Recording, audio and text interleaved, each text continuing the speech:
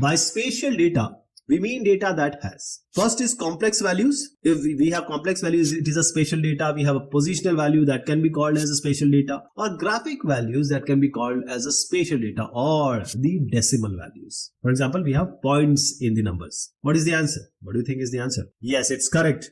It's positional values, right? Spatial data means positional values, location values.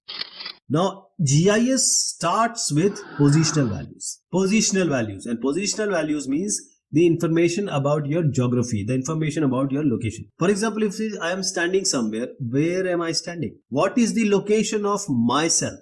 On what street, on what point on the earth, the globe I am standing? If I say I am standing in, say, some street, say Romaine Street. Now this Romaine Street is in Canada also, in UK also, in Australia also. So when we say I am standing on Romaine Street of Ontario in Canada, then people will know, oh, you're talking about that thing. These are positional values. So when you put yourself on a map, you will put a dot. That is point data. What is a point data? The point data represent distinct data points on non-adjacent features. Alright. Now just understand it with an example.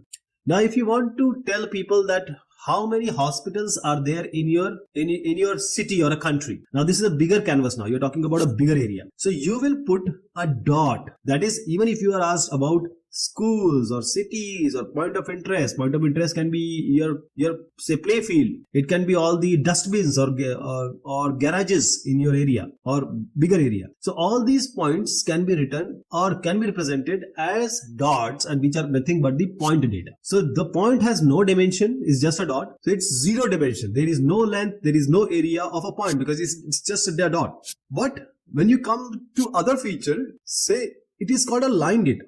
There is a road in the map which we are making, and there is a railway line also. So this road and the railway line, these represent a feature, and this feature can be rivers, trails, or streets. I have given two examples of road and a say train route. So there is a start and end. In line data, there will be start and end. And since it is a line, or it can be a curve, means a straight curve or a bend curve, it can only be used to measure length. The road from X point to Y point or A point to B point, the length can be measured. But there are certain features which can be polygon data also. Now this hospital was, if the picture was bigger, the area was bigger. But when you come to a very small area like your colony or the place where you are living, the neighborhood, then you will just mark a bigger, say a block for representing a hospital. If it's a very big map of a country, you will just put dots. But if you're talking about just your neighborhood, you will place a block here and say a water body is there. Then you will mark it